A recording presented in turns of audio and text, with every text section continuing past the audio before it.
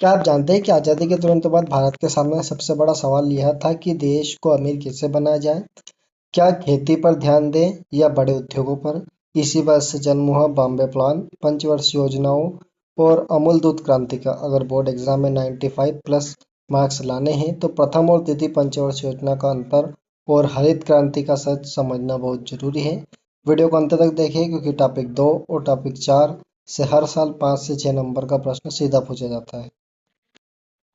तो हम देख रहे हैं कक्षा 12वीं की जो सेकंड बुक है भारत की राजनीति का चैप्टर 3 नियोजित विकास की राजनीति, जिसके हम विस्तार नोट से देखेंगे। यहाँ पे टॉपिक फर्स्ट है विकास की अवधारणा और शुरुआती राजनीतिक टकराव।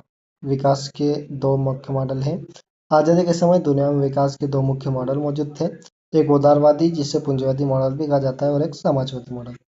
उदारवादी पूंजीवादी मॉडल जो कि अमेरिका और पश्चिमी यूरोप से प्रचलित है। इसमें उत्पादन का स्वामित्व निजी हाथों में होता है और बाजार की शक्तियों मांग व पूर्ति पर अर्थव्यवस्था निर्भर करती है। यानी जो जिन देशों की अर्थव्यवस्था उदारवादी होती है, पूंजीवादी होती है, उन अर्थव्यवस्थाओं पर सरकार का कोई नियंत्रण नहीं होता, जबकि बाजार की शक्तियों में जो मांग और पूर्ति होती है उसी पर अर्थव्यवस्था निर्भर करती है। अगला है हमारे पास समाजवादी मॉडल जो कि सोवियत संघ यूएसएसआर में प्रचलित है। इसमें उत्पादन के साधनों पर सरकार राज्य का पूर्ण नियंत्रण होता है और निजी संपत्ति को हतोत्साहित किया जाता है। यानी जो अर्थव्यवस्था है पूरी तरह से सरकार या राज्य द्वारा नियंत्रित होती है। फिर भारत का रास्ता जो कि मिश्रित अर्थव्यवस्था की ओर है। भारत ने न तो पूरी तरह पूंजीवाद को अपनाया और न ही पूरी तरह समाजवाद को। भारत ने मिश्रित अर्थव्यवस्था का रास्ता चुना जिसमें सार्वजनिक क्षेत्र सरकार नियंत्रण और निजी क्षेत्र प्राइवेट सेक्टर दोनों एक साथ काम करते हैं। यानी जो भारत है उसने एक तीसरी अर्थव्यवस्था को जन्म दिया, तीसरी अर्थव्यवस्था का चुनाव किया जो कि मिश्रित अर्थव्यवस्था, जिसमें भारत ना तो पूरी तरह पूंजीवाद को अपनाता है, यानी ना तो इसमें पूरी तरह पूंजीवादी संस्थाएं वगैरह हैं और ना ही पूरी तरह सार्वजनिक है। यानी दोनों एक साथ चुने गए हैं। सहमति के बिंदु, भारत ने इस बात पर सर्वसहमति थी कि विकास का अर्थ केवल आर्थिक वृद्धि नहीं बल्कि सामाजिक न्याय, गरीबी उन्मूलन और असमानता को खत्म करना भी है। अगला टॉपिक है हमारे पास कि ओडिशा के लोयस्क का उदाहरण, विकास का द्वंद। ओडिशा में लोयस्क का विशाल भंडार था। राज्य सरकार ने रोजगार और निवेश आकर्षित करने के लिए राष्ट्रीय और अंतर्राष्ट्रीय कंपनियों के साथ सहमति पत्र पर हस्ताक्षर किए। टकराव क्या हुआ कि आदिवासी और स्थानीय लोग विस्थापन और आजीविका छीनने के डर से विरोध कर रहे थे। फिर ये पर्यावरणविद प्रदूषण और जंगलों के विनाश को लेकर चिंतित थे। उद्योगपति और सरकार आर्थिक वृद्धि और रोजगार के लिए इसे जरूरी मानते थे। फिर है इससे स्पष्ट हुआ कि विकास के फैसले केवल तकनीकी आर्थिक नहीं बल्कि गहरे राजनीतिक निर्णय होते हैं। फिर अगला टॉपिक है हमारे पास नियोजन की शुरुआत और पंचवर्षीय योजनाएं। बॉम्बे प्लान क्या था इसके बारे में पढ़ेंगे हम कि जो 2 नवंबर में प्रश्न पूछा जाता है। 1944 में उद्योगपतियों का एक बड़ा समूह मुंबई, तब बॉम्बे जिसे मुंबई को बॉम्बे कहा जाता था, में इकट्ठा हुआ। उन्होंने देश में नियोजित अर्थव्यवस्था चलाने का एक संयुक्त प्रस्ताव तैयार किया जिसे बॉम्बे प्लान कहा जाता है। ये इसकी डेफिनेशन हो जाएगी। इसकी मुख्य मांग यह थी कि सरकार उद्योगों और अन्य आर्थिक निवेश के क्षेत्रों में बड़े कदम उठाए। यानी जो सरकार है उनको आग्रह किया गया था उस प्रस्ताव के नजरिए से कि वो उद्योग वगैरह में निवेश के बड़े कदम उठाए। अगली योजना है कि योजना आयोग। अगली जो टॉपिक है वो योजना आयोग है।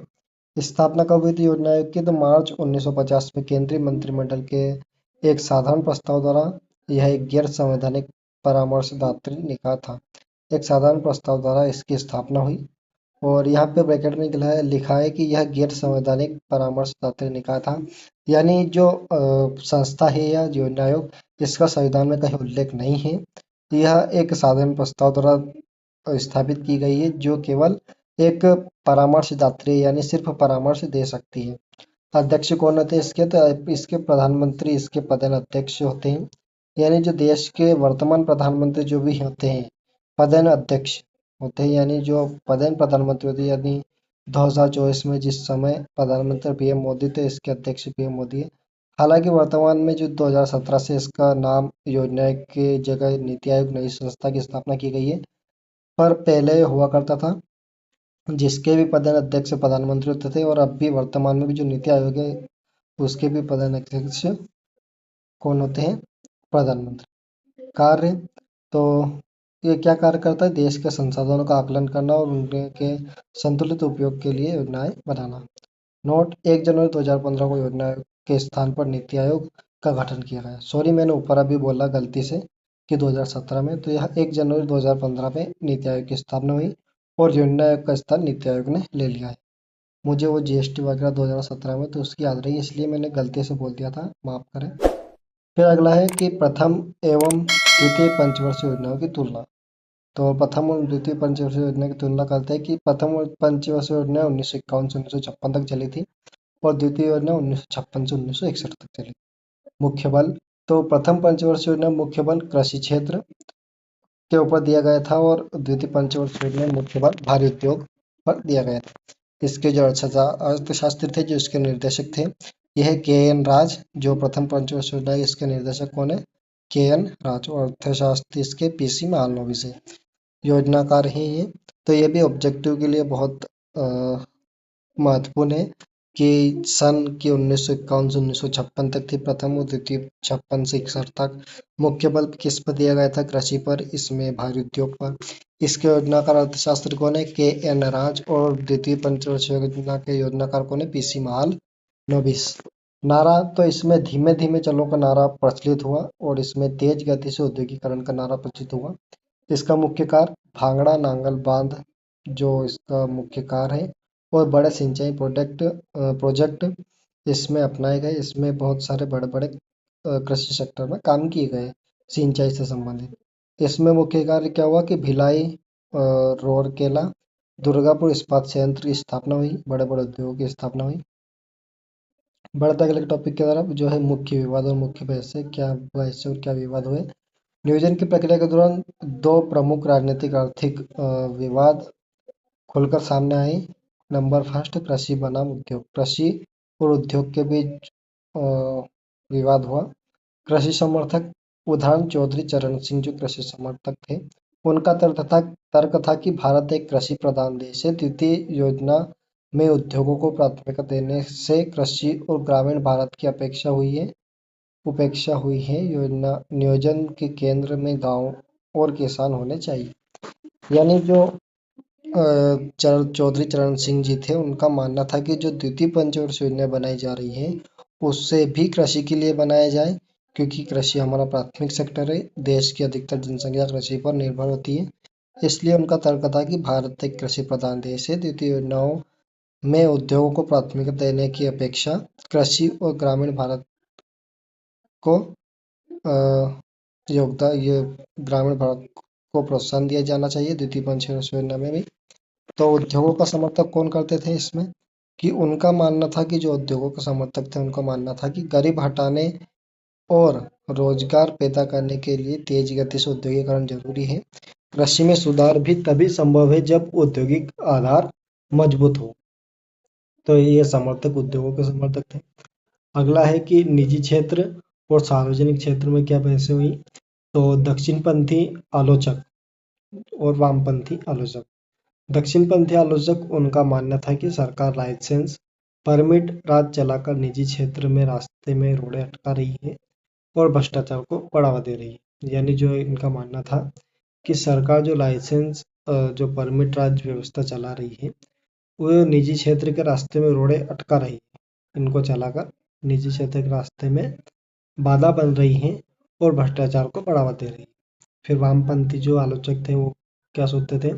उनका कहना था कि सरकार ने निजी क्षेत्रों को पर्याप्त प्रोत्साहन दिया है और सार्वजनिक क्षेत्र में केवल वही काम किए हैं जिनसे उद्योगपति को लाभ पहुंचता है। ये जो दक्षिणपंथी होते हैं वे पंथी हैं, वे वो लोग हैं जो अर्थव्यवस्था पर कोई नियंत्रण नहीं चाहते, बल्कि अर्थव्यवस्था को स्पष्ट रूप से देखना चाहते हैं। और वामपंथी वे लोग हैं जो अर्थव्यवस्था पर सरकारी जो नियंत्रण होते हैं उनके समर्थन करते हैं।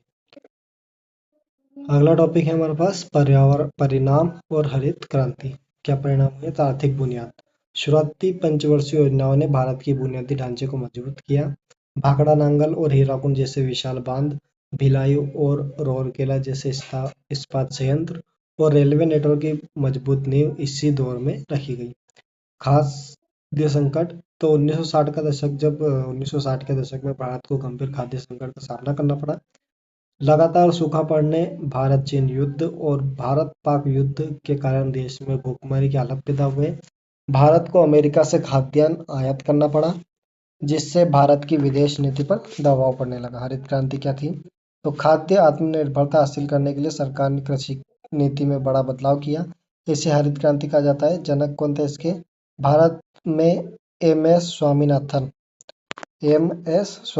को हरित क्रांति का जनक माना जाता है। रणनीति क्या है कि पहले सरकार उन क्षेत्रों पर ध्यान देती थी जो पिछड़े थे, लेकिन हरित क्रांति के तहत सरकार ने उन किसानों और क्षेत्रों को चुना जहां सिंचाई सुविधा उपलब्ध थी और जो पहले से संबद्ध थे, जैसे पंजाब, हरियाणा और पश्चिमी उत्तर प्रदेश। मुख्य घटक क्या थे हरित क्रांति के? तो उच्च पैदावार वाले बीज, रासायनिक उर्वरक, कीटनाशक, बेहतर सिंचाई सुविधाएं, फसलों की न्यूनतम समर्थन मूल्य और गारंटीकृत खरीद। यानी सरकार ने इन सभी कार्यों को अपनाकर हरित क्रांति को प्रोत्साहन दिया। हरित क्रांति के रूप के तहत भारत में खाद्य संकट को कम किया, खाद्य को प्रोत्साहन दिया। हरित क्रांति के प्रभाव सकारात्मक और नकारात्मक, यानी दो प्रकार के प्रभाव पड़े। सकारात्मक प्रभाव की ओर को पढ़ते हैं कि भारत खाद्यान्न विशेषकर गेहूं और चावल के मामले में आत्मनिर्भर हो गया। इसका सकारात्मक कारण है देश को खाद्य सुरक्षा मिली और विदेशी निर्भरता खत्म हुई। नकारात्मक प्रभाव पड़े कि क्षेत्रीय संतुलन। इसका लाभ केवल पंजाब, हरियाणा और पश्चिमी उत्तर प्रदेश को मिला, जबकि पूर्वोत्तर व अन्य राज्य पिछड़ गए थे।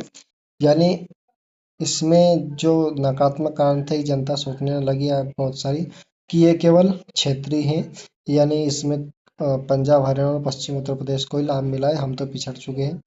और सामाजिक विषमता, छोटे और बड़े किसानों के बीच खाई बढ़ गई।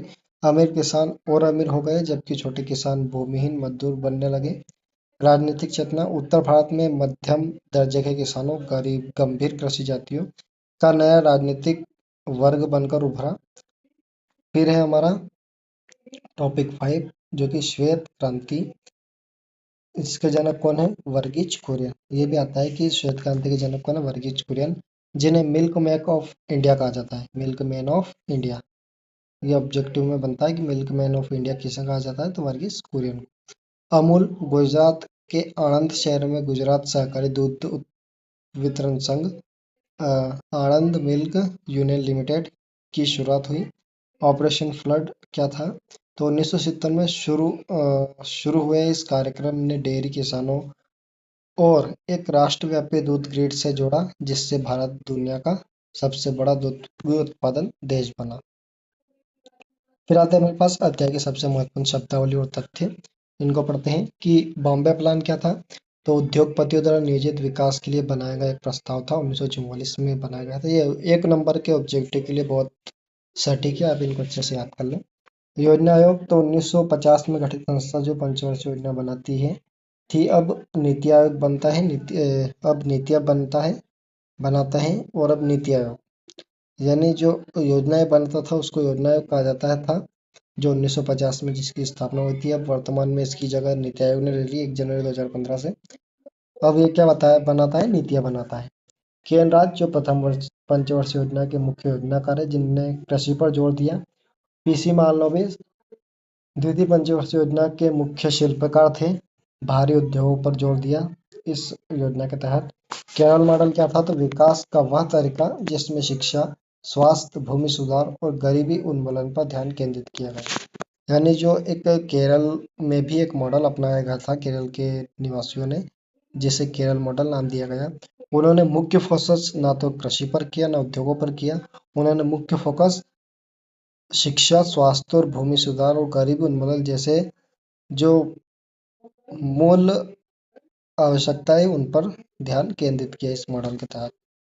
एम एस स्वामीनाथन, जो कि भारत में हरित क्रांति के जनक हैं। वर्गीज कुरियन, भारत में श्वेत क्रांति के जनक। अमूल की स्थापना में मुख्य भूमिका निभाई ने वर्गीज कुरियन ने। नीति आयोग, तो 1 जनवरी 2015 को योजना आयोग के स्थान पर गठित किया गया नीति आयोग है। तो यहाँ पे हमारा अध्याय पूरा कंप्लीट हो चुका है।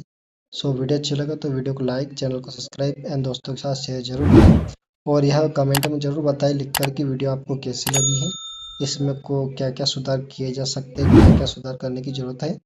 सो मिलता है अगली वीडियो में, तब तक के लिए जय हिंद, जय भारत।